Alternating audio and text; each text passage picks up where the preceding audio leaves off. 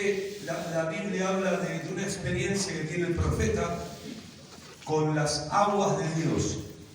Y de ahí vamos a ver, por lo menos, si Dios me lo permite, ahora le hablo con todo respeto. ¿A qué hora tengo que terminar? ¿Usted me dice? A las 10, perfecto, estamos bien entonces. Con ministración y todo.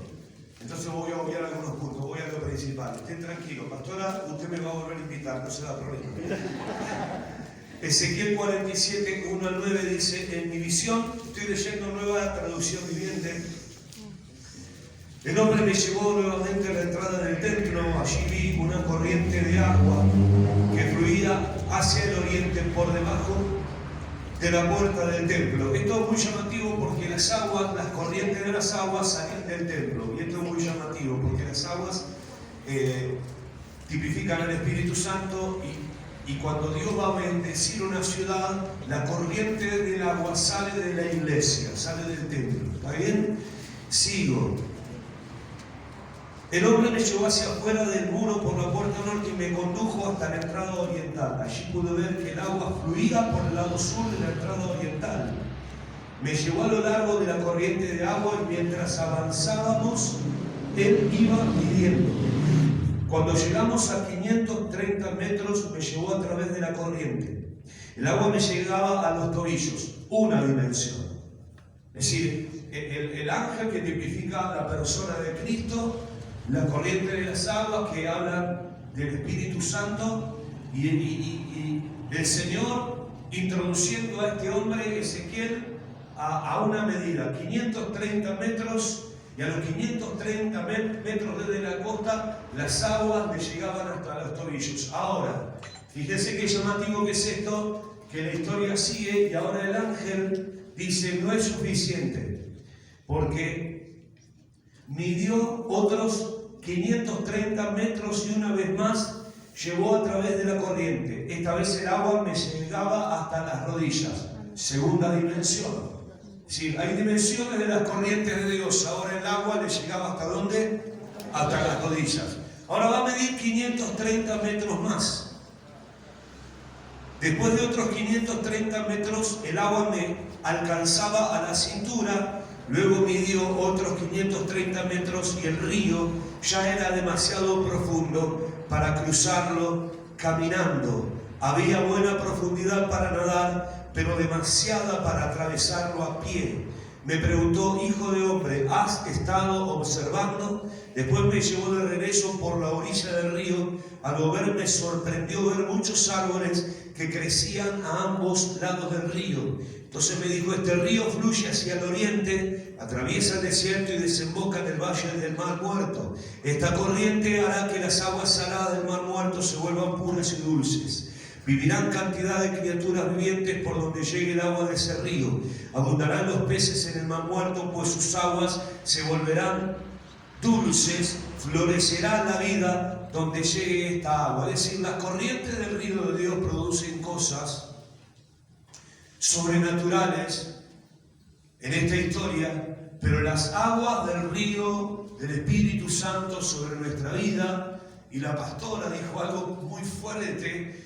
Dijo, el pastor o los pastores confirmarán lo que el Señor quiere hacer en este mes de avivamiento. Si hay algo que produce el río de las corrientes celestiales, es transformación, produce vida, produce santificación. Pero le voy a dejar punto por punto lo que yo pude escribir en estos días acerca de la importancia de no quedarnos con las aguas hasta los tobillos, de no quedarnos con las aguas hasta las rodillas, de no quedarnos con las aguas hasta las cinturas, sino que entrar en una dimensión que es la dimensión del Espíritu, que es poder nadar en la corriente de Dios. Les cuento un testimonio chiquito. Había un hombre que había impactado con el mensaje del Evangelio en una cárcel de la provincia de Buenos Aires. Este hombre había sido un expreso y sale de la cárcel libre, convertido al Evangelio, y regresa a la cárcel a predicar la palabra.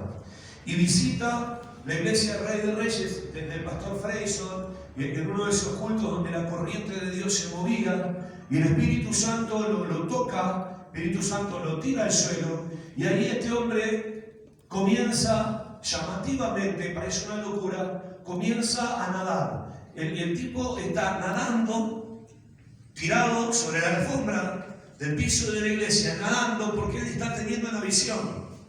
Lo que está experimentando es el mundo sobrenatural de Dios. Es decir, físicamente está en la iglesia, pero su espíritu está nadando en el río de Dios. Yo sé que esto le parece una extravagancia, una locura, pero es lo que él testificó. Es decir, esto es algo real, el mundo espiritual es real, el río de Dios es real y nos pasa a muchos de nosotros que a veces se nos va apagando la pasión, se nos va apagando ese primer amor que nosotros teníamos en el momento de conocer a Jesucristo.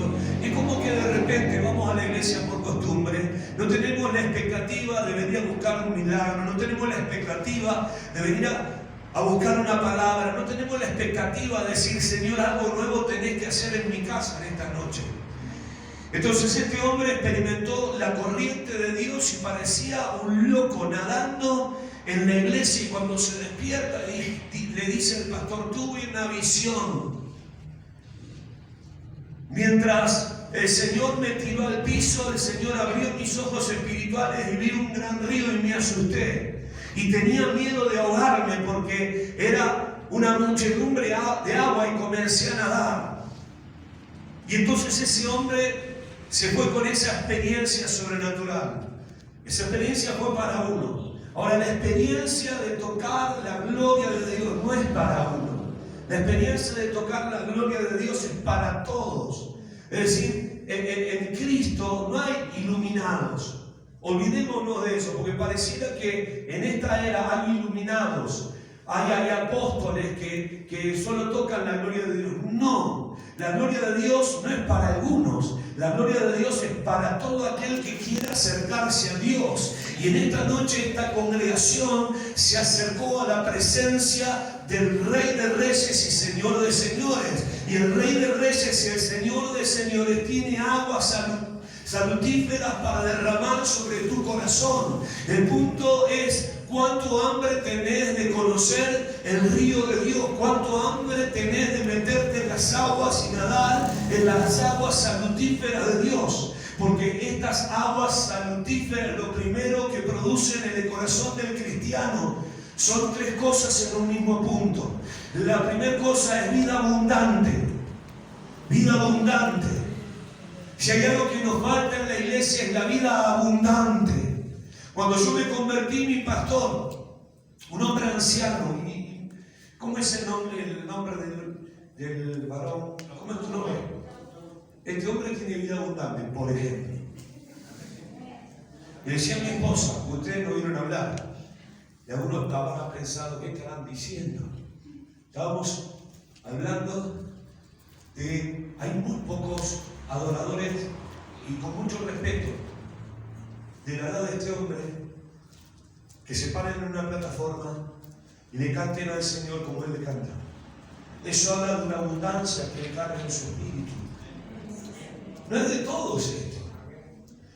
Y discúlpenme los jóvenes, porque esto pasa en Salta y pasa en Rey de Reyes de Buenos Aires. Hay jóvenes que parecen ancianos y hay ancianos que parecen jóvenes. Y eso está relacionado con la vida que llevan adentro. La vida no es lo que nosotros pensamos que es la vida. Desde el momento que hemos conocido a Jesucristo tenemos que saber que el que tiene al Hijo tiene la vida. Y el que no tiene al Hijo no tiene la vida.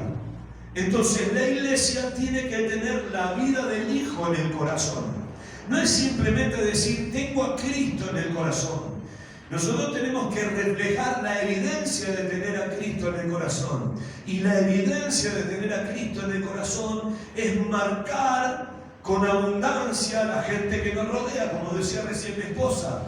Entonces, cuando uno es cristiano, no es cristiano nominal por lo que dice, es cristiano por lo que carga, por lo que porta. Entonces, la vida plena tiene que ver con algo que dijo Jesús. El ladrón no vino sino para hurtar, para matar y para destruir, pero yo vine a dar vida y vida en abundancia. De eso se trata, vida abundante. No es una vida mediocre, es una vida abundante. Pero para experimentar esa vida abundante del Señor, tenemos que tocar los ríos. Esos ríos que son inagotables. Yo no sé si toman dimensión de lo que estoy diciendo, pero los ríos de Dios, según Ezequiel 47, son inagotables. Es decir, podés internarte en los ríos de Dios en unos minutos cuando nos paremos y busquemos al Señor juntos. Podés seguir en tu casa el culto, internarte en un día de oración, porque sabés que los ríos de Dios son inagotables.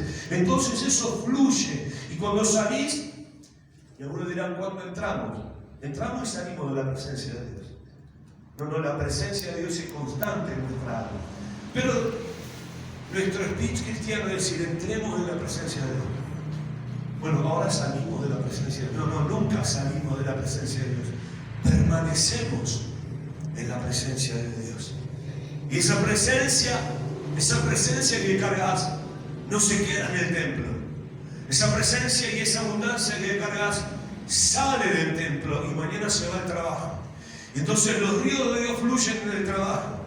Y cuando llegas a tu ambiente laboral, la atmósfera cambia. Yo no sé cuántos le pasaron. Había tristeza y dolor y de repente llegaste vos, abriste la puerta del lugar donde trabajás y todo se transforma. No sos vos. Son los ríos que cargas dentro de tu corazón. Para que esto suceda, lo tenés que buscar. Esto sirve para todos. Ese impacto, esa evidencia, solo ocurre en las personas que lo buscan. Puede ser, ¿cuántos años tenés vos? En una niña de 18 años, no tan niña. O usted, ¿qué edad tiene, caballero? 72. Una jovencita, un hombre más adulto. En ambos puede suceder. No se trata de edad. Se trata de lo que portamos. Si nosotros lo buscamos con hambre, esa abundancia celestial va a impactar sobre nuestros corazones de tal manera que nuestra vida va a ser abundante donde vayamos. La iglesia tiene que impactar por eso. En estos últimos años es como que la iglesia se llenó de religiosidad. Y la religiosidad no sirve. La religiosidad es nos mostramos cristianos por fuera. Es ornamentarnos como cristianos. Somos cristianos el domingo o el sábado. Pero durante el transcurso de la semana somos, no digo que pareciéramos gente que no conoce a Dios. No estoy diciendo eso. Pero digo que somos cristianos normales. Y Dios no quiere que seamos cristianos normales. Dios quiere que seamos cristianos sobrenaturales, porque Dios habita lo sobrenatural. Tenés un Dios sobrenatural, tengo un Dios sobrenatural, y este Dios sobrenatural quiere cargar de abundancia a sus hijos, y sus hijos no están fuera de este lugar. Los hijos de Dios están sentados escuchando este mensaje. Hoy en tu vida puede haber un antes y un después. Yo sé que esta palabra la escuchaste una y otra vez, pero quizás no tomaste una determinación. Yo tomé una determinación. Yo, desde que me convertí, quise experimentar la abundancia de Cristo. Pasaron 34 años de mi conversión y yo me sigo sintiendo un niño que necesito seguir aprendiendo. Y como quiero seguir aprendiendo y no me quiero quedar con lo que tengo, quiero buscar más de Dios. Y cuanto más busco, más me sorprendo, porque Dios siempre nos sorprende. Hay gente que ya Dios no lo sorprende. Y entonces la gente que no es sorprendida por Dios vive del testimonio del año pasado. O cuenta de lo que sucedió en la campaña de Anacondia en el año 84. Que está buenísimo, pero ya pasó. Dios es Dios hoy. Hebreos 13:8 dice, Jesucristo es el mismo ayer. Pero también Jesucristo es el mismo hoy. Y es el mismo por siempre. Es decir, que la experiencia de ayer, damos gloria a Dios por tu ayer. Fue maravilloso tu ayer, dale gloria al Señor por el ayer. Pero te pregunto, ¿qué Dios está haciendo en el día de hoy? ¿Cuál es la experiencia que has tenido con el Espíritu de Dios hoy? Eso es lo que vale. ¿Cuántos me están siguiendo?